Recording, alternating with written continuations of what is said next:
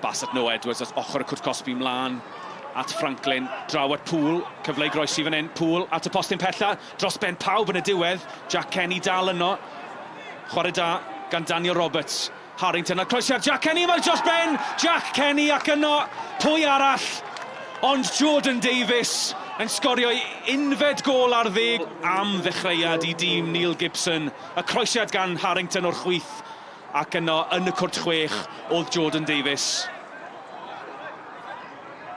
Mae ddim bas wael gan Not yn y diwedd, fe gymryd ei amser ac fe basodd e'n syth at, chwarae mlaen. Natel sy'n gael fe fan hyn i Pontypridd, Shepherd a Gemma Hudson. Gemma Hudson allai gyrraedd yna, mae dal, mae Firth allan o'i gol ar ergyd. Ddi ar y linell gan Disney yn y diwedd. Wel, dyna gyfle cynta Pontypridd o'r prynhawn. Pontypridd ddim wedi cael llawer iawn o gyfleoedd. Bale yn hollti'r amddiffyn hyfryd fan hyn. Harrington, Jack Kenny yn y cwrt Cosby, mae'r Bale nôl. At Harry Franklin, mae'n cael ei lorio. Ac wrth gwrs, Iwan Arwel yn dweud cic o'r smotyn yn hawdd fyna. Harry Franklin yn cael ei faglu yn y cwrt Cosby, chwarae hyfryd gan y Nomadied, yn hollti'r amddiffyn. Morris yn erbyn Ratcliffe felly. A dyma'r ail gôr, Ratcliffe yn mynd y cyfeiriad cywir. Anlwcus i'r golwr yn y diwedd, a Callum Morris yn sgorio ail gôl Cei Connah o'r prynhawn, a Ninne wedi chwarae llai na hanner awr yn barod. Disney at y beniad yn ôl, a cyfle am y drydydd, ac ydy'n wir, mae mor hawdd a bennash yr ôl beniad gan Jordan Davies, ac yno ar y postyn pella, mi oedd bennash a dim cyfle unwaith eto i Ratcliffe yn y gôl. A wel, mae'r Nomadied wedi sgorio'i trydydd o'r brynhawn.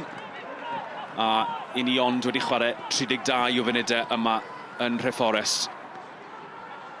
Sodliad man, os yna gyfer nôl i Pontypridd. Corey Shepherd ar ei drwy'r chwith, chydig heio'r postyn. Chwarae da gan Corey Shepherd o ochr y cwrt Cosby ar ei drod chwith ar hanner foli. Chydig heibio Andy Firth. Dyma i'n dod i ganol y cwrt Cosby, mae dal yno rhyw ffordd yn mynd heibio pawb. Noah Edwards yn ei chadw i mewn ar yr mae wedi gwneud yn dda chwarae teg. Cyfle iddo fe groesi ganol cwrt Cosby, a'r peniad gan Jack Kenny ac am arbediad gan Ratcliffe yn y diwedd. Chwarae hyfryd gan Noah Edwards, y croesiad ar ei drod chwith a'r peniad ymlaen gan Jack Kenny, a oedd rhaid i Ratcliffe unwaith eto i fod yn effro. Da gan Gemma Hudson, mae wedi mynd heibio Nash i fewn i'r cwrt Cosby at Lewis. Os yna gyfle fan hyn i Pontypridd, Lewis yn cael ei faglu yn y cwrt Cosby. Medde Iwan Arwel. Wel, penderfyniad dadleuol gan y dyfarnwr rhaid dweud. Mi ath Lewis i'r llawr yn edrych fel bod wedi cael ei faglu rhaid dweud gan Ben Nash. Not a'r croesiad i ganol y cwrt Cosby ddim. Mae'n groesiad da, mae'n cael ei chlirio gan Nash. Nôl at Pritchard, os yna gyfle iddo iddo fe ergydio. Mae dal yn fyw, y croesiad ar fod dos bosib. Mae'n gôl a Clayton Green, ond medde'r dyfarnwr. Clayton Green yn cam sefyll ac i wneud yn ei wath i Pontypridd. Mae Fawn yn derbyn cerdyn melyn am Gecri, dwi'n meddwl. A Ratcliffe yn ceisio canfod Gemma Hudson, Firth allan o'i gôl. Mae'n syrthio at Clayton Green sy'n mynd am gôl! Chydig dros y bar. Fe fydde hynny wedi bod yn gôl anhygoel. Wel, mae wedi dod yn agos i sgorio ddwywaith ers dod mlaen fel eilydd, chwarae teg iddo fe. Connah are playing in a slightly different manner this season. We're trying to evolve the group, and the style of play. Now, look, there's no right way and wrong way of playing football, but we feel that this is the best way for this group to play. And for 30, 35, 40 minutes today, we were very, very good.